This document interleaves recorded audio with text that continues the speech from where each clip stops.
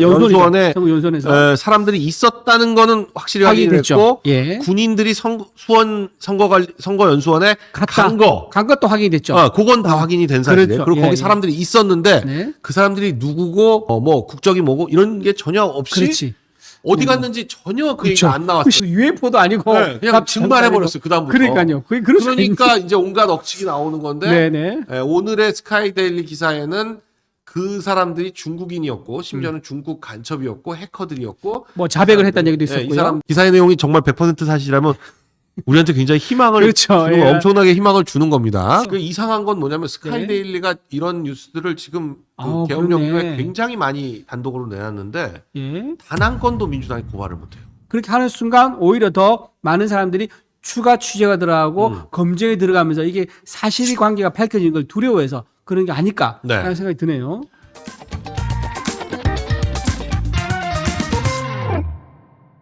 세포 상황 저는 그렇게 빨리 열릴 줄을 사실 몰랐어요. 네. 빨리 열릴 줄 몰랐고 너무 잡잡했습니다. 뭐 현직 대통령이 뭐 전직 대통령도 아니고 현직 대통령이 그렇게 경찰에 체포되는 모습은 전 세계에서 아마 우리나라 유일하지 않을까 싶은 생각이 들거든요. 그렇죠. 현직 대통령이. 예, 현직 대통령이 체포되는 거는 그래서 참 우리나라 사람에는 인격이 있고 나라에는 국격이라는 게 있는데 우리 스스로 이렇게 국격을 떨어뜨리는 행위를 한 게 아닌가라는 생각이 또 들고요. 그다음에 어제 분신이 또 있었지 않습니까? 네. 그래서 참 그 생각도 대통령 결단도 좀 있을 거라는 생각도 들기도 해요. 왜냐하면은 어제 공수처 앞에서 주차장에서 대통령 지지자로 추정되는 사람이 분신을 했는데 만약에 거기서 대통령이 많이 나오지 않았다. 그러면 소문으로는 이렇게 들었습니다. 경호처 2030 젊은 경호처 경호관들이 목숨을 걸고라도 경호처 법에 따라서 임무를 완수하겠다라는 그런 강경한 이제 사람들이 있었대요. 네. 그런 경호관들을 만약에 제지하지 않고 대통령이 그냥 내버려 둬버리면 정말로 그 경호관들이 뒤에 백팩 메고 있었다고 있지 않습니까? 그걸 열어서 꺼낼 수 있는 그런 일촉즉발의 위기가 생길 수 있었기 때문에 그러면은 참 국가적으로 참 비극인 거죠. 국가 기관 간 충돌로 누군가가 다친다는 거는. 그래서 대통령이 아마 좀 고심 끝에 위법한 절차지만은 어떤 유혈 사태만큼 막자 그런 취지로 결단을 내린 게 아닌가라는 생각이 좀 듭니다. 대통령의 결단이 아니었다면 도저히 그 해석이 안 되는 게 경호처원들이 단 한 명도 안 보였어요. 막는 사람이 없이. 그렇죠. 그냥 원래 버스 세워놓은 것도 이게 뭐 버스 키를 안에다 두었다는 건데. 그러니까 뭐 이게 그냥 사실상 열어준 거나 다름이 없는데 대통령이 그 정문 앞에서 국힘 의원들과 여기까지 하고 통과하는 걸 보고 철조망 제거하는 상황에서 보고 여기서 더 가면 이게 유혈 사태가 발생할 수도 있다라는 판단을 하신 게 아닌가 싶은데 근데 그것도 또 뭐 각종 이제 말도 안 되는 언론들은 무슨 뭐 경호처가 흔들려서 그랬네. 그건 전혀 아닙니다. 그건 전혀 아니고 대통령이 열어줘라라는 결단을 하지 않았다면 반드시 막았을 텐데 그걸 무슨 뭐 경호관들이 생각이 뭐 달라 이런 식으로 지금 내부적으로 뭐 마치 흔들린 것처럼 그렇게 막 좌파 언론들은 지금 또 뭐 야당에서 그렇게 이제 이간질 시킨 거죠. 이간질을 하는 거고 또 심지어는 그 이간질 중에 하나가 뭐였냐면 매봉산 쪽으로 우회해서 들어온다. 그것 때문에 또 저는 또 그 매봉산 쪽에 가봤잖아요. 올라가셨어요? 네, 뒤쪽으로 해서 갔더니 올라갈 수가 없어요. 그러면 가짜 정보인가? 한남하이츠 빌라가 있는데 그 빌라에 담이 이렇게 쭉 있습니다. 축대가. 그 위로도 굉장히 가파른 경사에 또 담이 있어요. 그 관저 지역 전체를 담이 둘러싸고 있고 그 위에 철조망이 어마어마하게 있어서 경찰이 무슨 레펠 타고 넘어갑니까? 어떡합니까? 그거 말이 안 되더라고요. 교란전을 핀 거군요. 네, 그야말로 교란전이더라고요. 저쪽에 온다 해가지고 병력을 절로 분산시키려고 그랬던 것 같아요. 왜냐하면 이 버스가 3대쯤 서 있긴 한데 경찰 버스가 그리고 뭐 연합뉴스 TV하고 JTBC 카메라도 와 있기는 한데 이 경찰이 보여요. 근데 그 경찰들은 다 누구냐면 202 경비단, 서울지방경찰청 202 경비단 소속의 그 관저 지역 전체를 경비하는 그 경찰들이지. 그 형사들은 그냥 몇 명이 왔다 갔다 하면서 약간 이렇게 교란하는 거 그런 정도로 보이더라고요. 거기서 그 앞을 한 30분 돌아본 다음에 여기로는 침투 불가능. 이건 분명히 교란 작전이다. 그렇게 방송을 하고 나왔거든요. 그 뒤로는 뭐 매봉 쪽으로 뭐 누가 들어왔네 안 들어왔네 그런 얘기는 없더라고요. 오히려 어느 지역에서는 담장이 약간 낮아가지고 거기 카메라를 걸면 단저가 보이긴 해요. 망원 카메라에서. 네. 그러니까 저 보시면 경사가 어마어마합니다. 어마어마해요. 저거는 사진은 경사가 잘 안 보이지만 예. 올라가는 산책로도 그렇고 경사가 굉장히 심한 곳이고 이 산을 깎아서 이 아파트들이 들어오는 네네네. 데라서 전혀 그쪽으로는 불가능했다. 경찰들이 저런 네. 교란전도 아주 치졸하게 하고 있지만 네. 공문서 위조 그거는 뭐 공문서 네, 명백히 공문서 이거는 같아요. 아니, 명백히 위조 같아요. 명백히 위조 같아요. 네. 왜냐하면 이게 뭐 얘기 들어보니까 뒤에 도장을 관인을 네. 가져오라고 경비단장한테 시켰고 네. 그 부활시켜가지고 직원이 가져오니까는 그 경비단장은 손은 안 댔다 그럽니다. 네. 그런데 그 자리에서 경찰 측에서 자기들 출력을 해요. 네. 출력을 하고 A4를 이제 조그맣게 저기 쓴 쪽지가 있는데 그 쪽지를 오려가지고 풀로 붙이고 그 위에 자기들이 도장을 찍었대요. 네. 그러니까 자기들이 출력을 하고 자기들이 그 집에 쪽지도 있습니다. 쪽지도 화면으로 보시죠. 그 쪽지가 지금 아마 내용이 그거 같아요. 지금 뭐 허감, 출입을 허가합니다. 그렇죠, 맞습니다. 네. 출입을 허가합니다라는 그 저거, 쪽지예요. 저 위에 있네요. 네. 오른쪽에 네. 있는 거죠, 예. 자기들이 프린트해가지고 그렇죠. 네모난 박스로 좀 줄쳐 있는 거죠. 55 경비단장 대령 그렇죠. 이름 딱 써가지고 그 위에다가 도장 빵 찍었는데 그걸 두 번 찍었습니다. 네. 예. 근데 이게 이제 이게 그 단장이 찍은 게 아니라 경찰이 자기들 스스로 찍은 거예요. 네. 이렇게 저거 찍은 목적이 뭐였겠느냐? 이걸 찍어서 언론에 알려주고 나서 그리고 현장에 내일 이제 가는 거죠. 저거 네. 전날이었으니까 내일 가서 어제 보도난 거 안 봤어? 그러면 이제 봤다 했을 거란 말이에요. 그러면 그 실물을 보여달라 할 거예요. 그때 저 실물을 자기들이 위조한 저 도장 찍힌 저 실물을 제시하려고 그렇게 무리해서 찍었던 게 아닌가라는 생각이 드는 거예요. 네. 그럴 이게 때 군사시설보호법에 자기들도 걸렸던 거야. 그렇죠. 예. 공수처도 그렇고 경찰도 그렇고 예, 예. 군사시설보호법에 대해서 법원행정처에서도 문제가 있다고 얘기를 했었거든요. 그렇죠. 그러니까 네. 이 군사시설보호법상 허가 없이 들어갔다가는 자기들도 군사시설보호법 위반된다는 네. 걸 아니까 어떻게든 허가선 하나 그렇죠. 만들어가지고 생쇼를 했는데 저걸 기자들한테 공개하는 바람에 예. 바로 국방부에서 부인을 하고 경호처에서도 부인을 했죠. 네. 근데 도대체 어떻게 해서 허가를 받았다는 얘기냐 했더니만 저 문서가 기자들한테서 나오니까 이제 이거 55단장이 다시 돌아와가지고 55단장을 체포한다 저기 소환을 했다는 거죠. 그렇죠. 국가수사본부에서 조사한다고. 이 네네. 공무집행방해죄로 조사하겠다. 그리고 불러가지고는 공무집행방해는 조사를 안 하고 그렇죠. 출입허가 도장 찍어라. 도장 가져와. 도장 가져와. 가져와. 막 협박하고. 그렇지. 거기에 공수처 검사하고 수사본부 사람하고 국방부 서기관하고 3명이 있었다는 건데 네네. 이 3명은 제가 볼 때는 이거 무조건 구속됩니다. 이거. 전 뭐 명백한 공문서 위조죄고 저걸 기자들한테 돌렸다는 건 위조 공문서 행사고 제가 보기에는 직권 저거를 남용이고. 아마 네. 저 문서를 만들고 나서 자기들은 저 공개하지 않고 가지고 있으려고 했을 것 같아요. 그러니까 저게 공개될 거라고 생각을 못 했는데 누가 밑에 있는 얼빠간 직원이 누군가가 기자들한테 돌린 거야. 그러니까 이게 허가받았다는데. 너만 알아라고 허가받았다면서 허가받은 거 근거 대봐. 그러니까 그렇죠. 이거 있어. 그러면서 밑에 사진 있는 찍어서 부하 직원이 사진 찍어서 보내준 것 같아요. 그렇죠. 예, 그런 것 저 같아요. 보시면 네. 자세히 보시면 예. 고위공직자범죄수사처장 밑에 있는 거 위에 종이가 이렇게 붙어 있는 게 보이잖아요. 그렇죠. 네네. 그러니까 저걸 종이를 오려서 프린트를 뽑아가지고 그렇죠. 오려가지고 저 위에다 붙인 다음에 딱풀로 그렇죠. 딱풀로 거기다가 도장 빵빵 찍은 거죠. 그렇죠. 예. 대령 이름은 이제 까만 걸로 지워놓은 건데, 네네. 네 저걸로 봤을 때 저거를 아마 사진 찍어서 기자들한테 돌린 게 아닌가. 맞아요. 예. 저 원문 문서는 공수처가 가지고 있고, 근데 저 문서와 그 55 경비단장이 그러고 나서 바로 돌아와가지고 다시 한번 공문을 보내죠. 공수처에다가 공문을 예. 보냈다는 예, 거잖아요. 그렇죠. 그 공문에 보면 명백히 자기는 승인 권한이 없다. 그렇죠. 이런 얘기를 하거든요. 그래서 국수본에는 네. 이게 55 경비단으로부터 받은 공문서 2개가 있습니다. 네. 하나는 자기들이 만든 거, 하나는 실제로 진짜 보내서 받은 거. 네. 이게 2개가 있는데 하나는 위조한 거, 하나는 이제 실제 받은 거죠. 예. 근데 이제 그 실제 보낸 거는 처음에 이제 변호인단이 바로 네. 공개를 했는데 네네. 그렇죠. 네.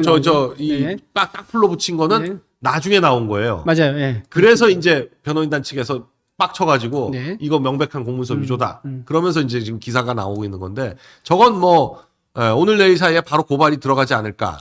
그리고 이제 법원에서도 지금 이런 이제 소리가 나오고 있습니다. 우리 법원에 혹시 하나회가 있는 거 아니냐. 네. 스스로 우리 돌아봐야 된다. 네. 이런 비판적인 목소리가 나온다 그래요. 지금 하나회가 바로 그렇지. 우리법 연구회죠. 그러니까 우리법 연구회가 하나회처럼 지금 사조직으로 운영되고 있는데 네. 군대 내에서도 마찬가지지만 법원 내에서도 사조직 운영은 허가되지 않습니다. 명백한 불법입니다. 그렇죠. 공무원들 예. 간에 사조직 만드는 그렇죠. 거. 근데 이 사조직이 어떻게 만들어지냐? 1989년도에 처음에 광주 제1구 출신의 모 판사가 자기들끼리 동양 친구들끼리 몇 명이 만들기 시작했대요. 네. 그때 만들다가 그때 처음에 변호사도 있었답니다. 그런데 한 몇 년 지나면서는 변호사 빼고 판사들끼리만 하자 하면서 자연스럽게 특정 고향과 특정 성향끼리 모이기 시작했다 그러더라고요. 네. 그러면서 그게 점점 굳어진 거예요. 그러면서 이게 폐쇄적으로 어느 순간 돼가지고요. 함부로 들어오지를 못하는 그런 사조직이 됐다 그럽니다. 네. 그렇게 해서 이제 문제가 뭐였냐. DJ 정부가 들어서고 노무현 정부가 들어서고 문재인 정부가 들어서면서 우리법 연구에서 대법원장이 나오고 그다음에 헌재 재판관이 나오고 이렇게 주요직을 차지하는 걸 보게 된 거예요. 네. 그러면서 우리법 연구회가 굉장히 주목을 받는 이제 그런 모양이 됐고, 근데 지금 이제 우리 헌재 지금 간 재판관 중에서 지금 정계선 재판관 있지 않습니까? 네. 이분이 바로 우리법 연구회 회장 출신입니다. 이분이 회장 출신이고요. 문영배 헌법재판관도 회장 출신이에요. 그렇죠. 회장 출신이죠. 네, 저기 보시면 문영배가 예. 회장을 맡고 있다. 지금 그렇게 돼 현재 있잖아요. 맡고 있는 거죠. 예. 현재가 아니라 지금 우리법연구회 저 나무위키에는 저 때는 저 창립회원부터 저 그렇죠. 때는 문영배가 부상지법 부장판사였던 네네, 시절인데 네네. 지금 헌법재판관 된 지가 지금 뭐 5년 다 돼가니까. 네네. 네. 좀 지금은 회장이 바뀔 수 네. 있겠네요. 지금 회장은 이제 그 이후에 문영배 네. 이후에 정계선이었고. 그렇죠. 정계선은 맞아. 간사도 오랫동안 했어요. 맞습니다. 그리고 네. 우리법 연구회 이름 한번 바꿔요. 국제인권법 연구회. 근데 같은 단체입니다. 같은 사실상 같은 같습니다. 조직이죠. 네. 똑같은 이름만 바꾸고 네. 내용은 또 똑같습니다. 그렇게 했고 마은혁 이제 후보도 옛날에 결국 이제 임명 안 됐지만 마은혁 이제 헌재 재판관 후보도 우리법 연구회 소속이었죠. 네. 그분은 이제 과거가 화려합니다. 이제 사회주의 지하 혁명 조직 인민노련이라고 있습니다. 인천에 있던 이제 노동운동한 단체였는데 거기서 사회주의 노동 이론을 전개하고 강의를 했던 네. 그런 이력이 있습니다. 이제 그런 분도 이제 우리법 연구회 소속이고요. 그다음에 공수처장도 오동훈도. 오동훈도 우리법 연구회 소속이고요. 또 이번에 영장을 발부했던 맨 처음에 왜 이순영 형사소송법 네. 110조와 111조 적용을 받지 집어넣었죠. 아니한다. 그 집어넣은 판사가 바로 이 이순영 판사예요. 네. 이 판사도 우리법 연구회 소속입니다. 네. 이렇게 네 명이 똘똘 뭉쳐가지고 짬짬이로. 그러니까 내가 아니, 거기는 서부지법은 그 정계선 마은혁이 지금 서부지법 부장판사인데 그뿐 아니라 이순영뿐만 아니라 나머지 영장판사 신한미 두 번째 영장 발부한 신한미도 우리법연구회 출신. 아, 그러세요? 네, 신한미도 이제 국제인권법 연구회 출신이라서 거기는 그러니까 서부지법은 의도적으로 이 정계선이 서부지방법원장을 하면서 자기 우리법연구회 출신만 영장판사를 둘을 딱 해놓은 거예요. 이래저래 다 어떻게 걸리든 간에 우리법 연구회 소속에서 다 영장 심사할 수 있도록. 판사 제일 중요한 게 그거거든요. 어차피 영장 담당하고 형사 합의부에 그렇죠. 그 주요 포스트 그 몇 명이 제일 중요한데 전체 판사의 국제인권법 연구회가 가장 많을 때도 450명 정도였는데 그럼 전체 판사의 15%인데 15%밖에 안 되는 그 인원으로 사실상 사법부를 쥐락펴락. 그렇죠. 김명수 때는 완전히 쥐락펴락했고요. 그렇죠. 네. 그러니까 주요한 자리에 길목을 다 우리법 연구회가 틀어지고 있는 거죠. 네. 예, 헌재 대법관 그리고 지금 헌재도 지금 그런 얘기가 있습니다. 현재 8명이거든요. 네. 재판관 8명 중인데 이래저래 우리법 연구회 연관성을 따지잖아요. 그럼 6명이 사실상 우리법 연구에 관련이 있다라는 얘기까지 나오더라고요. 그렇다 그러면 지금 헌재에서 하고 있는 지금 이제 변론기일이 지금 오늘 두 번째 아닙니까? 그런데 어제 대통령 측에서 이걸 하루 연기달라 요청했는데도 불구하고 그걸 허가하지 않았단 말이에요. 굉장히 좀 이거는 좀 의도가 좀 있어 보이는 거죠. 왜냐하면은 이걸 허가를 해줄 수밖에 없는 게 대통령이 왜냐하면 나가서 내가 직접 변론하겠다 예고를 했었고 이런 현재 체포되어 있는 구금된 상황 때문에 못 나간 거기 때문에 그걸 현실을 반영해 줘야죠. 그리고 대통령의 반대 신문권도 보장해 줘야 되는데 그런 절차를 생략했다. 보장해 주지 않았다. 이런 것도 우리법 연구회 어떤 소속에 영향이 미친 게 아닌가 우려를 할 수밖에 없습니다. 그러고 있습니다. 이 지금 사실상 우리법 연구회는 이 김영삼 대통령이 하나회를 해체할 때 가장 큰 명분이 군대 내 사조직. 그렇죠. 군대 내 사조직은 자기들끼리 다 해먹자 이거기 때문에 인사도 다 했었죠. 인사 서로 주고받고 이런 거 때문에 뭐 부작용이 심각하다. 아닌 사람들과 그 사조직 회원들 간의 갈등 이게 심하다. 이런 명분으로 이제 공무원의 사조직을 없애야 된다. 그러고 없앴던 건데 지금 이 사법부 하나하고 똑같아요. 하는 짓이. 맞습니다. 예. 그리고 지금 뭐 체포영장 발부한 거에 대해서 그 체포영장은 굳이 체포영장 발부가 나와서 대통령이 자진 출석했다고 이제 입장을 밝혔는데 거기에 대해서 어제 하루 종일 논란이 있습니다. 이게 체포 형식이냐 자진 출두 형식이냐 논란이 있었는데 원래 체포는요, 원래 법에는 형사법 200조지 않습니까? 네. 그러면 체포의 목적은 도주나 증거인멸을 방지하기 목적입니다. 근데 네. 대통령이 도주할 수가 없지 않습니까? 네. 그 많은 교호관들 되고 어디로 도주하겠습니까? 비행기를 타고 해외로 나갈 수도 없습니다. 그리고 증거인멸, 지금 이미 관련자 다 조사를 해가지고 이미 구속돼 있거나 피의자로 지금 신분이 지금 모든 입건돼 있지 않습니까? 관련자들이 다 있지 않습니까? 다 끝났어요. 그러니까 네. 도주 우려도 없고 증거인멸도 우려도 없습니다. 네. 그런 상황인데도 불구하고 굳이 본인이 출석하겠다는데 그걸 인정하지 않고 체포라는 형식을 굳이 한 게 이것도 문제가 된다. 왜냐면요. 네.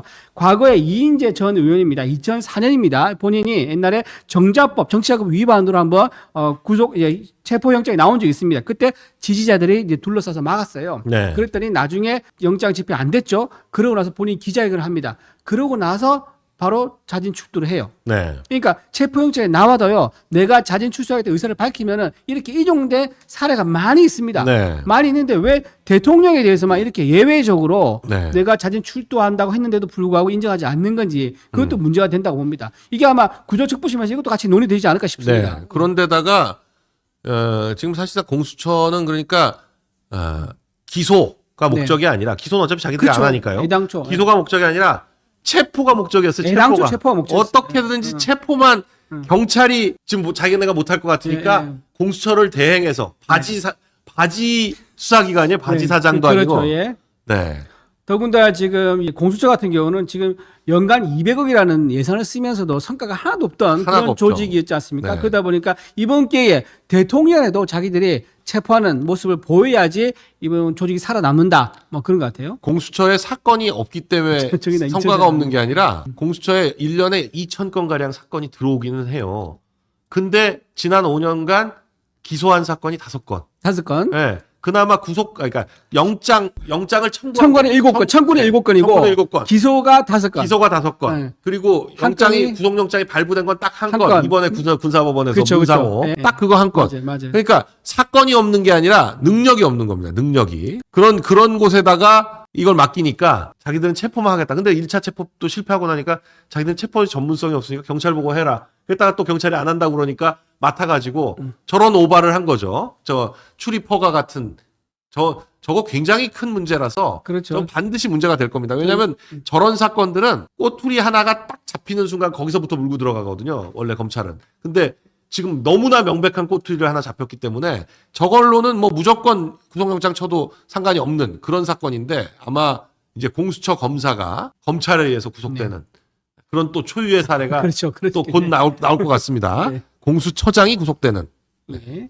그리고 어제 또 저는 재미있었던 게 그저께죠. 국조특위. 네. 국조특위에서 국방부에서 상당히 많은 군인들이 모였습니다. 한 80만 정도 되는 병력이 모였다. 군인들이 네, 모였는데 지금 관심들이 별로 없으셔서 그런데 예. 국정조사특위가 며칠 전부터 시작했어요. 그렇죠. 예. 그래가지고 한덕수 총리도 네. 처음 나와가지고 네. 발언도 하고, 맞아요. 네, 그랬습니다. 네. 근데 별로 뉴스가 안 돼요. 지금. 워낙 큰 것들이 많아가지고. 대통령 체포가 워낙 크기 때문에 저게 뉴스가 안 됐는데 예. 지금 국조특위의 성과는 그동안 수많은 괴담들, 그렇죠. 그게 정리가 되고 있다는 오히려 거죠. 해소가 네. 되고 있다. 해소가 되고 있다. 예, 대표적인 몇 가지 말씀드릴게요. 박한수 육군 참모 총장이 한 발언입니다. 결심실, 그때 왜 비상계엄 선포했을 때 네. 대통령이 결심실로 이동했다라는 네. 얘기 있었지 않습니까? 결심실에서 야당의 주장입니다. 2차 계엄 논의했었다라고 했었거든요. 네. 그때 박한수 육군 참모 총장이 얘기했습니다. 내가 현장에 있었는데 그런 논의 전혀 없었다라고 네. 부인을 했고요. 명백하게 부인했고요. 또 이진우 수방사령관이라고 있습니다. 저랑 이름이 비슷하죠. 네. 이분은요. 추가 출동 인원 파악이 있었다. 네. 이런 야당의 주장이 있었지만은 네. 그것도 본인이 명백하게 얘기합니다. 전혀 추가 출동 인원에 대한 지시라든가 그런 파악에 대한 전달이 전혀 없었다라고 네. 얘기했었고요. 또 강원도 양구 고성군청에 계엄군이 정령했었다는 얘기도 있었습니다. 네, 그런 얘기 한참 있었죠. 있죠. 네. 근데 그게 아니라 그 경계 강화가 퇴세되니까 일상적인 일반 군인들이 왔었다. 네. 계엄군하고 전혀 다르다. 계엄군 오지도 않고 계엄령 아무 상관이 없었다. 네. 그것도 해소가 됐었고요. 탄약을 위반으로 반출했다 이 얘기 있었는데 그것도 아니고 모든 부대에 탄약 일부를 꺼내서 차량에 적자는까지는 오케이 그거는 맞다. 하지만 개인한테 나눠준 적이 단 한 번도 없었다. 이것도 확인이 됐고요. 네. 또 장갑차가 서울에 들어왔다 얘기 있었거든요. 네. 그게 아니라 특전사 1공수 장갑차를 뭐 시민이 막 맞아 그 있었잖아요. 있었잖아요. 특전사 1공수 여단장이죠. 그분이 이제 그 여단장 지휘관이 타는 차가 있는데 그 지휘관 타는 차를 보호하는 차가 있다 그럽니다. 네. 근데 그 차가 장갑차랑 비슷하게 생겼대요. 네. 그래서 장갑차 형태가 볼 때는 장갑차라고 착각할 그렇지. 수 일반인이 보면 착각하고 그래서 군인들 보면 그 장갑차 아닌 바로 안 돼요. 네. 그래서 유사한 생긴 이제 착각이다. 그래서 그것도 사실 아닌 것도 얘기해 줬고요. 드론 창고에 불난거도 얘기가 있지 않습니까? 네. 드론 뭐 우리가 북한에 보낸 드론 관련된 증거를 없애려고 한 거 아니냐 이런 괴담도 있었거든요. 이것도 확인됐는데 그때 앞뒤로 CCTV로 확인해 보니까 출입 화상이 전혀 없었었고 네. 소방관들이 와서 전문팀이 분석을 했더니 누전으로 인한 자연 발화였다. 이것까지도 네. 소방관들이 확인해 줬다고 합니다. 그러니까 계엄과 관련해 가지고 어떻게든 이 계엄을 뭐 폭동으로 만들려고 그렇죠. 온갖 말도 안 되는 소리. 김호준 그것도 지금 네. 부인했습니다. 김호준에 대해서는요. 김호준 주장입니다. 자기 체포하러 누가 왔다고. 재판에도 왔어서 그 터무니없다 얘기를 했었고요. 네. 그다음에 북한군 소행으로 보이려고 인민복 네. 뭐 206벌을 주문했다 이거였습니까? 이것도 터무니없는 주장이라고 어제 확인을 해줬다고 합니다. 국조특위에서요. 자, 이제 이런 식으로 뭔가 지금 계엄 관련돼 가지고 온갖 음모와 썰을 다 붙여가지고요. 네. 지금 선동하려고 했던 모든 시도들이 국조특위로 오히려 열무로 인해 가지고 해소가 대부분 다 됐다. 네. 그런 말씀도 드립니다. 그러니까 지금 이 계엄령의 발령 자체는 헌법상 명확하게 권한이 있는 권한이죠. 거니까 네네. 이거를 뭐라고 할 수가 없으니까 네. 계엄령을 통해서 뭔가 국회의원들을 뭐 끄집어내려고 그랬다. 어제 뭐 고문을 하려고 했던 거. 대통령이 네. 명확하게 그 권영진 얘기했죠. 의원이 물어서 네. 얘기했죠. 국회의원들 끌어내라고 한 게 맞냐? 그랬더니 아니 국회의원들이 이미 다 들어가 있는 걸 어떻게 끌어내냐? 아니 말이 되는 소리냐? 네. 그렇게 해서 명백하게 대통령이 정리를 했습니다. 그렇죠. 네, 권영진 의원도 아마 그게 제일 의문이었던 것 같아요. 들어가 있던 국회의원들 잡아서 끌어내려고 했느냐? 전혀 아니다. 전혀 그런 아니다. 명령 한 적도 없고 맞습니다. 그렇게 시도한 적도 없다. 근데 지금 몇몇 이제 괴담들에는 그런 것도 있고 뭐 별게 되죠. 뭐 체포자 명단에 뭐 판사들이 들어있었다. 네네네. 뭐 말도 안 되는 것도 있는데 그런 것도 아닌 걸로 또 아니죠. 밝혀져. 이거 판사 이거 처음부터 논란이 있었습니다. 왜냐하면 거기 경찰에서는 판사에 대한 납치, 판사에 대한 체포나 고문을 하려는 그런 얘기가 있었다는 얘기가 있었습니다. 네. 하지만 바로 그 당시에는 국정원에서 그걸 부인했습니다. 그런 적이 없었다. 네. 판사 관련된 어떠한 지시가 없었다고 부인했습니다. 그럼에도 불구하고 계속 의혹으로 남아서 쭉 이어져오다가 어제 국조특위에서 그것도 아니다, 네. 허위다라고 확인해줬죠. 그러니까 그 당사자들은 전혀 한 적이 없는 얘기를 네. 당사자가 했다 그러면서 민주당이 퍼뜨리는 그렇죠. 그런 식으로 지금 논란이 계속되어 왔는데 네. 그 본인들이 나와가지고 그런 말 한 사실 없고 그거 아니다라고 정리를 해버리는 바람에 오히려 내란 특위가 이 내란 재판에서 논란이 될 거를 미리 다 정리하는 그런 효과를. 왜냐면 맞습니다. 저기서 발언한 거는 네. 위증 선언하고 그렇죠. 위증벌 네. 받기로 하고 증언하는 거기 때문에 그렇죠. 법정 증언이랑 거의 효력이 동일하거든요. 맞습니다. 저 얘기들이 미리 다 나가면 그냥 미리 정리가 다 되는 겁니다. 그렇죠. 아마 저 내용들도 아마 대통령실 그 변호인단에서 정리를 해가지고 헌재에 제출해가지고요. 네. 아마 방어 논리로 쓰일 것 같고요. 그러면서 저기에서 중요한 진술을 하신 분들을 네. 그러니까 변호인단에서 증인으로 요구를 해서 네. 증인으로 출석하면 대통령이 직접 변론하면서 묻고 답하는 그런 모습도 볼 수 있을 거라고 봅니다. 네. 저 이제- 국조특위에 나온 사람들은 네. 사실상 헌재에 다 증인으로 나와야 돼요. 그렇죠. 네, 네, 맞습니다. 다 증인으로 나와야 됩니다. 예. 저기서 확인된 얘기를 다시 한번 헌재 앞에서 확인을 해야 되기 때문에 맞아요. 예. 헌재에 전부 증인으로 나와야 된다. 그렇죠. 네. 대통령의 반대 신문권을 보장해줘야 되죠. 네. 예, 그러니까 나와서 대통령이 원하는 내가 이 사람한테 나에 관련된 불리한 진술을 했으니까 나는 확인해야겠다라고 부르면요 응해야 됩니다. 네. 헌재에서. 사실 처음에 괴담으로 시작했던 건 홍장원 국장원 1차장이 네. 박선원인가 누구하고 같이 만나가지고 뭐 자기한테 대통령이 전화를 했는데 체포할 명단을 쭉 불러줬다. 처음에는 뭐 적었는데 받아쓰다가 뭐 받아쓰다가 너무 이런 뭐 말도 안 되는 짓을 하냐 그러면서 네네. 적다 말았다. 네네. 뭐 이따오 소리를 했는데 네. 바로 그 다음에 국정원에서 그런 사실 없다 하고 나서부터 홍장원 얘기가 쑥 빠져버렸죠. 저 지금 어디 갔는지 네, 모르겠어요. 홍장원은 지금 어디 갔는지도 몰라요. 홍장원 1차장은 맞아요. 그날 바로 잘려가지고 새로운 1차장이 들어왔고 네. 그다음부터 홍장원은 어디 갔는지 맞아요. 네. 없어졌어요. 민주당 유튜브도 안 나오고. 네, 처음에는 막 민주당 유튜브에 네, 막 나오고 막 그렇죠. 하다가 그리고 또 특전사령관도 민주당 유튜브 나와서 뭐 울면서 막 그렇죠. 예. 무슨 뭐 참회 뭐를 하는 것처럼 막 했는데 자기가 구속되고 나니까 예. 인젠 진실을 얘기해. 네. 그때는 막 이상한 소리 하다가 그러니까 지금 처음부터 지금 한 달 반 동안 그 유포됐던 수많은 거짓들이 이제는 전부 거짓말인 걸 확인이 돼가고 있는. 그리고 그런 국조특위에서도 문제가 뭐냐면요. 민주당에서 너무 많은 자료 요구를 국방부에다가 무차별적으로 한다는 거예요. 네. 예를 들면 이거예요. 어느 부대 명칭과 함께 지휘관 이름, 이거 지휘관 이름을 달라 그러고 부대 몇 명이 있느냐 관련된 부대 관련된 정보를 다 요구하고 이랬었거든요. 지금 북한에서 김정은이가 이 상황을 모든 대통령 관직까지도 생방송으로 보면서 군사 시설까지 생방송으로 보고 있는 상황인 거고, 중국에서 중국인들이 들어와서 우리나라 군사 시설, 항공모함이라든가 뭐 국정이라든가 또는 제주공항 이런 것들을 다 찍었잖아요. 네. 그렇게 갔고, 그리고 어제 중요한 구형이 있었습니다. 간첩 혐의를 받고 있는 군 정보사의 군무관이 있습니다. 이 군무관이 우리나라 해외에서 활동하고 있는 우리나라 블랙 요원이 있습니다. 그거 명단 유출했잖아요. 네. 유출했는데 거기에 대해서 무기징역을 구형했습니다. 무기징역을 구형했는데 명단에는요 작전 계획도 들어가 있고 네. 부대 조직도 그림까지도 직접 그려서 보냈다고 합니다. 그러면서 네. 본인은 어떻게 했느냐, 아주 치밀합니다. 본인이 마치 개인적인 대출을 받는다는 명목을 해가지고 프린터로 출력을 한대요. 출력해가지고 무음 어플을 깐답니다. 핸드폰에 깔아가지고 그걸 소리 안 나게 다 찍어가지고 클라우드에 올렸대요. 그 클라우드 올린 게 중국에서 쓰는 클라우드랍니다. 그래서 중국에 있는 그 요원이 이 우리나라 간첩 활동하는 이 사람한테 고작 얼마 준지 아세요?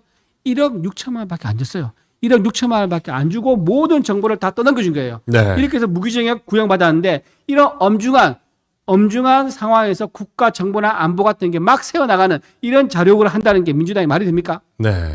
저게 지금 군형법상 간첩죄를 적용한 모양인데, 네. 군형법상 간첩죄는 이 형량이 무기징역 아니면 사형. 그렇죠. 근데 이게 약간 정확하게 말씀드리면요. 네.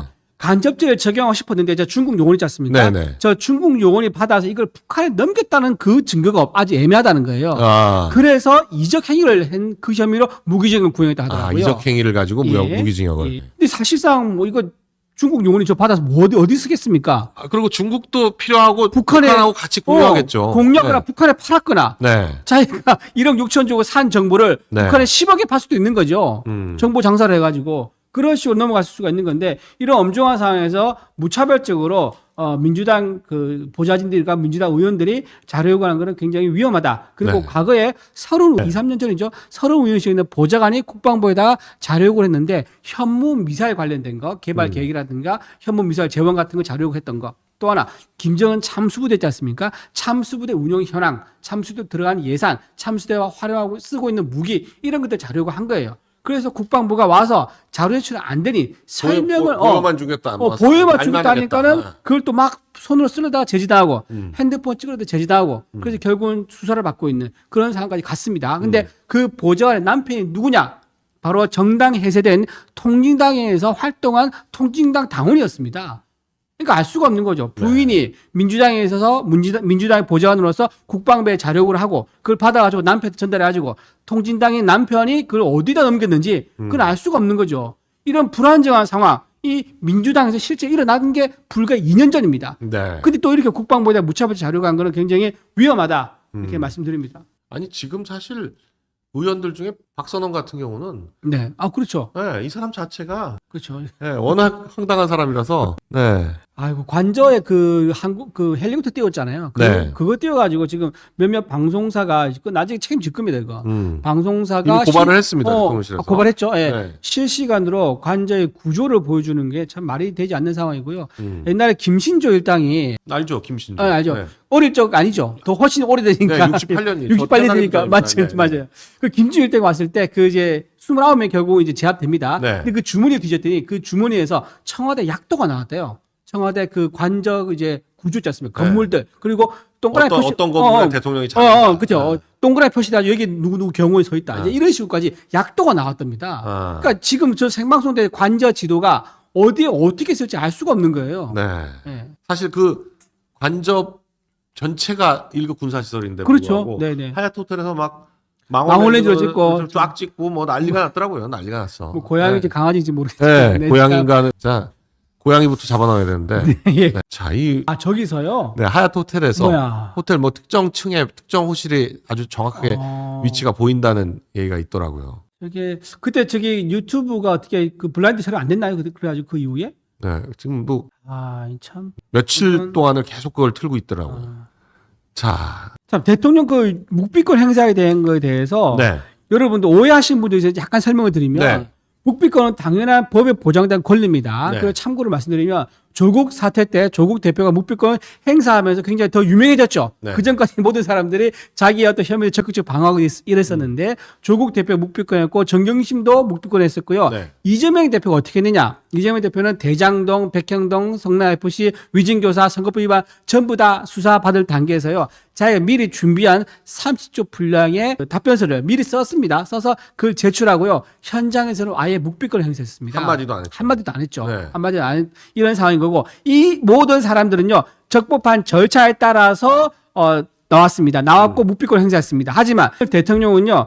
공수처가 부른 것 자체가 적법하지가 않은 거죠. 그래서 유승열 대통령은 그 자리 공수처에서 공수처 도대체 무슨 권한으로 나에 대해서 조사를 하느냐. 공수처 수사 자체를 인정을 안 하는 인정 안 거죠. 하죠. 그러니까 묵비권이 문제가 아니라 그렇죠. 공수처는 맞아요. 수사 권한이 없다. 그렇죠. 첫 단추부터 끼워줄 수 없는 거예요. 네. 두 번째 어떻게 끼웁니까?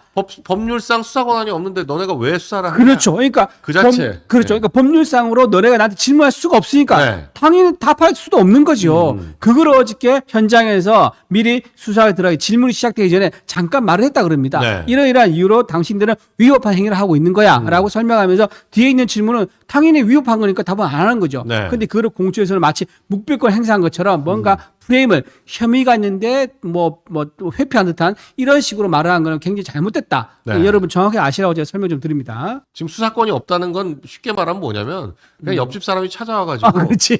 갑자기 집에 쳐들어와서 잡아가더니만 막 물어보는 거예요. 절대 아무 말도 안 하는 게 정답이에요. 그렇죠. 말도 안 되는 네. 그런 상황이. 아니 얘가 나한테 이걸 물어볼 리가 없는데 그렇죠. 왜 대답을 해요? 맞습니다. 네, 예. 그거랑 똑같은 겁니다. 예. 지금 공수처는 전혀 윤 대통령에 대한 수사권도 없거니와 어제는 체포영장에 의해서 체포를 해갔지만 오늘 구치소에서는 네. 공수처가 부르건 안 부르건 안 나가겠다고 하면 공수처가 만일에 다시 공수처로 데려오려면 체포영장을 다시 받아야 돼요.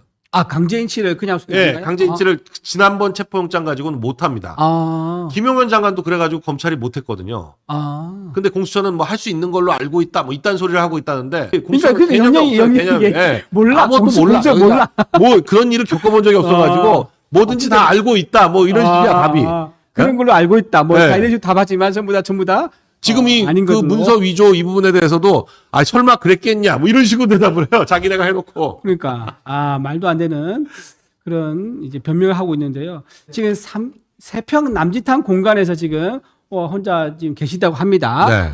근데 수의 같은 거 안 입었어요. 수의가 안 입고 왜냐면 지금 범죄 혐의자로 이제 조사를 받는 거지 어떤 확정된 것도 아니고 하니까 수의는 안 입고 평상복 지금 사진에서 보시는 저 옷차림 그대로 아마 계시다고 합니다. 네. 저것도 지금 공수처가 몰라가지고 헛소리한 건데 네네. 적부심이 진행된다고 조사 못하는 상황은 아니라는 헛소리를 또 했는데 아유, 체포 적부심이 진행되면 조사를 못하는 겁니다. 못합니다. 왜냐하면 그 적부심 맞아요. 진행하는 시간 내내 이 체포 시간에서 맞아요. 제외되기 때문에 당연히 조사를 못하죠. 네. 그래서 근데 그걸 또 조사도 못하는 것도 아니라고 헛소리를 하고 그러니까 뭘 제대로 아는 게 없어. 그러니까 맞아요. 그래서 체포 적부심 하지 않습니까? 그러면 네. 48시간이 좀 늘어납니다. 네. 적부심 결론 날 때까지. 적부심 날 때까지 그 적부심에서 네. 서류 가져가서 네. 그 결론 날 때까지는 맞아요. 사실을 맞습니다. 자기들이 조사할 수가 없으니까 네, 맞습니다. 그 시간이 늘어나는 건데 네. 요 사이에 조사할 수 있다 이런 예. 또 헛소리를 예. 그냥 공수처가 말하는 건 그냥 다 이상한 소리야. 수준 이하의 법도 모르고 가짜 뉴스의 진원지가 공수처입니다. 예. 윤 대통령 도피했다고 하는 그 도피설의 진원지도 오동훈이었잖아요. 도피했을 수 있다. 뭐 이딴 소리를 해가지고. 맞아요. 그때 국회에서 네. 질문했을 때 네. 그렇게 얘기했죠. 지금 역시 오늘 운동 사실 문제. 또 가장 또 시끄러운 건 이거는 제가 오전에 그런 얘기는 드렸는데 기사 그 스카이데일리 기사 혹시 잠깐 봤습니다. 네 보셨죠? 네네. 이것과 관련해서 또 스카이데일리에서 추가 기사가 또 나온 것 같아요. 윤 대통령과 트럼프가 부정선거 국제 카르텔 추적을 공조했다라는 얘기까지 지금 그 같은 허겸 기자를 통해서 나오고 있는데, 네. 그런데 지금 이 뉴스 때문에 막 그 스카이데일리 서버가 막 맞아요. 다운이 되고 막 워낙 네네. 지금 저 뉴스 나자마자 정말 수많은 분들이 다 보셔가지고 그렇죠. 막, 지금 여러분 생각해 보십시오. 좀 국민의힘 여론조사 지지율이요. 네. 민주당을 뛰어넘습니다. 네. 뛰어넘는- 이건 이미 S까지 그렇죠. 앞선 걸로 나온 네, 걸로 나온 보면 상황이니까. 뭐 명확하게 지금 앞선 건 확실한 것 같아요. 그렇죠. 그 네. 많은 사람들이 그 많은 사람들이 동시에 들어갔으니까 네. 서버가 감당이 안 됐겠죠. 스카이데일리가 예, 뭐 예. 그렇게 서버를 넉넉하게 아마 네. 확보하지 않았을 겁니다. 용량이. 그래서 아마 잠깐 다운된 건데 그게 뭐 삭제되거나 아니면 기사가 뭐 잘못해서 뭐 삭제를 내리거나 이런 거 아닙니다. 아니고 네. 너무 많이 몰려드니까 갑자기 기사가 이제 제대로 서비스가 안 된 그런 상황이라는 말씀을 드리고요. 지금 스카이데일리 그 내용이 좀 더 증빙 서류라든가 또는 증언이라든가 네. 관련 문서 이게 나오면 더 좋겠다는 생각을 하는데 어쨌든 그냥 넘길 수 없는 중요한 단서를 일단 보여주기는 했습니다. 실제로 그때 중앙선관위에 가서 상당한 수의 사람들이 있었다는 걸 확인이 됐지 않습니까? 그러니까 선거연수원에 연수원에서 사람들이 있었다는 거는 확실히 확인됐죠. 확인됐고 예. 군인들이 선거연수원에 간 것도 확인이 됐죠. 그건 다 확인이 된 사실이에요. 그렇죠. 그리고 예, 거기 예. 사람들이 있었는데 네. 그 사람들이 누구고 뭐 국적이 뭐고 이런 게 전혀 없이 그렇지. 어디 갔는지 전혀 그 그렇죠. 얘기가 안 나왔어요. UFO도 아니고 네, 그냥 증발해버렸어요. 그다음부터. 그러니까요. 그럴 수 그러니까 이제 온갖 억측이 나오는 건데 네네. 오늘의 스카이데일리 기사에는 그 사람들이 중국인이었고 심지어는 중국 간첩이었고 해커들이었고 뭐 자백을 했다는 얘기도 있었고요. 이 사람들을 처음에 평택 기지로 미군의 협조를 받아 미군이 평택 기지로 데려갔다가 평택에서 오키나와 미군 기지로 데려가서 신문을 해서 자백을 받았다. 그리고 그런 것들을 중국 측에서도 알고 있어서 주한 중국 대사관에서 정치활동 중국인들한테 하지 마라는 네네네. 그게 나온 게 또 그거고 윤 대통령한테도 지금 이런 내용이 다 보고가 됐다. 뭐 요게 지금 기사의 내용인데 네네. 기사의 내용이 정말 100% 사실이라면 우리한테 굉장히 희망을 그렇죠. 주는 예. 엄청나게 희망을 주는 겁니다. 사실이라면 완전히 이거는 이 모든 것이 정상적으로 돌아가는 건 한순간입니다. 네. 한순간에 돌아갈 수 있는데 어쨌든 그러면 이런 생각 해봐요. 미군이 그럼 왜 여기다 개입을 할까? 네. 미국은요 굉장히 중국의 간첩 행위에 대해서 엄청난 심증을 가지고 있고 예의주시하고 있습니다. 네. 미국 정부 내에 중국에서 풀어놓은 친중 행사들이 친중 인사들이 굉장히 정치권과 또는 군사 안보 CIA 등등 많이 침투했다는 게 미국의 결론이에요. 네. 미국이 중국에서 수입한 장비 자체가 특히 통신 장비가 중국에서 뭘 깔아놨대요. 깔아놔가지고 백도어가 있어서. 백도어가 있죠. 네. 백도어가 있어가지고 미국에서 서로 오가는 모든 교신 내용이 중국으로 다 넘어간다. 네. 그래서 중국에 있는 제품 쓰지 마라. 수입 금지 조치도 내렸고. 심지어 뭐 CCTV, 로봇 청소기, 뭐 이런 것들까지 틱톡. 그렇죠. 네. CCTV는 우리나라에서도 확인했죠. 우리나라에서 네. 군사 분계선에 깔려 있는 그 CCTV 그 백도어가 다 있어가지고 들어갈 수 있다는 거죠. 한 3천 개인가 그걸 뭐 네. 철거했다는 등 네. 그런 일도 있었었고요. 그다음 우리나라에 시중에 판매되는 중국산 홈의 집에 가면 왜 그 뭐죠 현관에 네, 그 모니터 네. 현관에 모니터 있지 않습니까? 네. 그도 중국산 제품들은요 그 카메라가 백도어가 있어가지고 실내에서 오가는 사람 영상뿐만 아니라 말하는 내용까지도 녹음이 돼가지고 중국으로 건너간다고 하는 거예요. 인터넷으로 네. 연결이 되는 거는 다 그렇죠. 백도어를 통해서 들어올 수 있다. 그렇죠. 예. 핸드폰도 사실 뭐만 깔면 이게 그냥 우리가 말하는 거 다 그대로 다 간다는 거 아니에요? 그렇죠. 다 갈 수 있죠. 듣고 있는 거나 마찬가지고. 그렇죠. 예. 네. 그것도 있고 또 실제로 그런 기술이 있습니다. 핸드폰에다 핸드폰에다 납품할 때 어느 부분은 약간만 소물되면 특정한 시간에 폭발할 수 있는. 이번에 이미 있었잖아요. 예, 이미 중동에서 있었죠.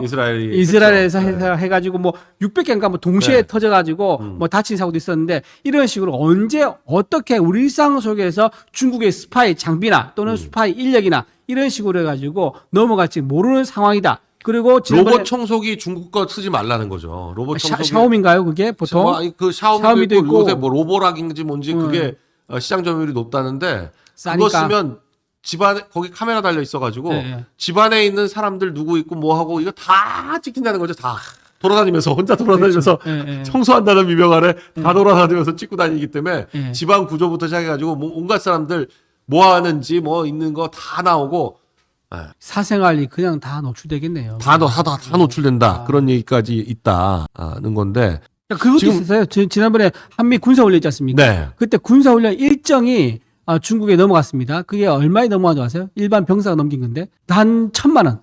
1,000만 원에 한미 군사 동맹 훈련 있지 않습니까? 네. 그 모든 일정이 단돈 1,000만 원에 넘어갔대요. 이 정도는 지금 의외로 중국의 이제 그 우리 국군이라든가 있던 일상적인 침투가 엄청 깊숙이 침투돼 있다. 네. 단돈 1,000만 원. 무슨 1억 스파이더맨 뭐 수십억이 왔다 는 것이 보이잖아요. 영화에서 보면. 그러지 네. 않습니다. 일상 속에서는 단돈 몇백만 원 또는 몇천만 원 가지고 이렇게 군사 기밀이나 또는 중요한 정보들이 넘어가는 넘어간다. 그런 상황이다. 네. 그래서 이렇게 민주당에서 무도하게 무차별적으로 자료 요구하는 거는 정말 그 저희를 의심하지 않을 수 없다. 네. 그 말씀까지 드리겠습니다. 네. 지금 뭐 심각한 상황인데 하여간 지금 우리가 희망을 가져보자면 지금 이 스카이데일리 뉴스가 네. 뭐 한 반만 사실이라고 하더라도 반만 반만 해줘 대박이다. 저는 오전에 이것 때문에 네. 스카이데일리 쪽에 연락을 해봤어요. 예.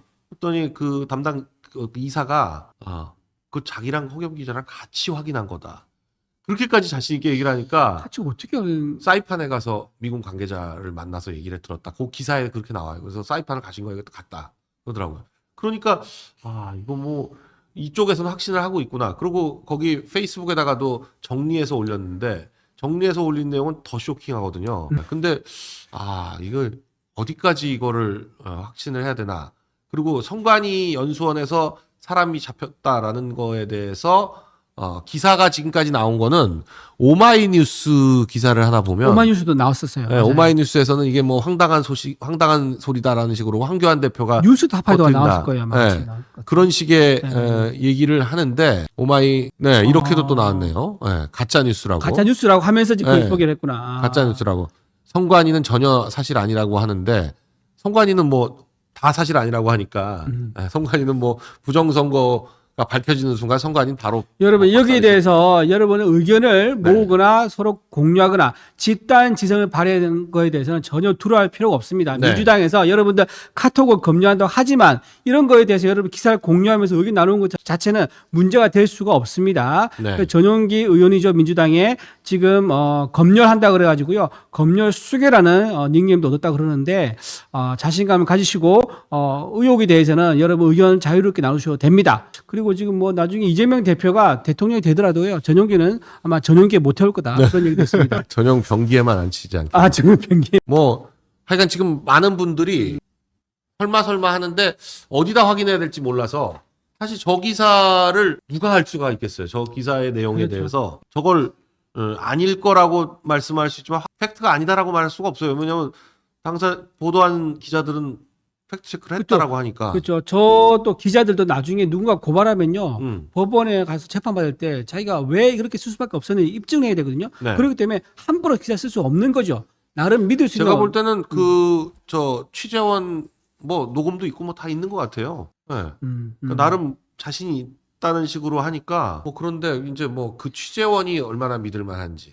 그렇죠. 네, 이런 거죠. 아까 어디 해외 어디로 했죠? 사이판. 사이판에서 만난 그 사람이 네. 얼마나 믿을 만한 사람인지 이 네. 문제가 있긴 하지만은 그럼에도 불구하고 어쨌든 전혀 근거가 없는 허무맹랑한 얘기는 아니고요. 그 이상한 건 뭐냐면 스카이데일리가 이런 뉴스들을 지금 그 개헌 그러네. 연구에 굉장히 많이 단독으로 내놨는데 예, 단 한 건도 민주당이 고발을 못해요. 맞네요. 민주파출소에도 많이- 신고도 못해. 왜 민주당이 가만히 이 있을까요? 뉴스가 더 커질까봐 두려워해서 그런 건지 뭔지 몰라도 그렇겠네요. 네, 전혀 민주당에서 이거를 다음날 이재명 대표가 뭐 대표적인 가짜뉴스다 그러면서 뭘 해야 되는데 지도부 회의에서 네. 딱 얘기를 하면 그게 굉장히 가짜뉴스 확신이 들면은 네. 그게 굉장히 임팩트가 있을 거 아닙니까? 네. 그런데 그렇게 못한 이유가 도대체 뭘까? 그렇게 하는 순간 오히려 더 많은 사람들이 추가 취재가 들어가고 검증에 들어가면서 이게 사실이 관계가 밝혀지는 걸 두려워해서 그런 게 아닐까라는 네. 생각이 드네요.